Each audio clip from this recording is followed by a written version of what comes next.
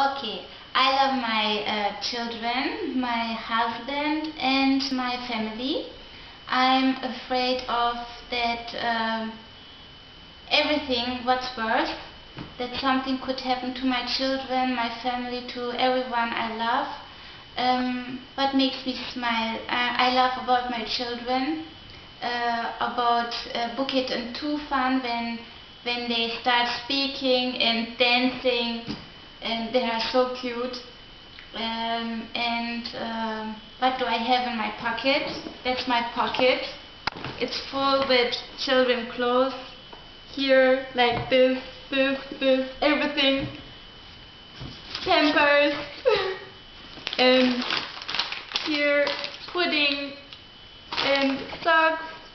Everything can happen when you have little children, and important documents. Every time I have them with me.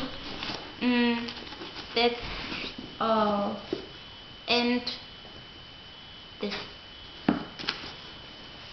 And this. When they start eating. So that's my bag.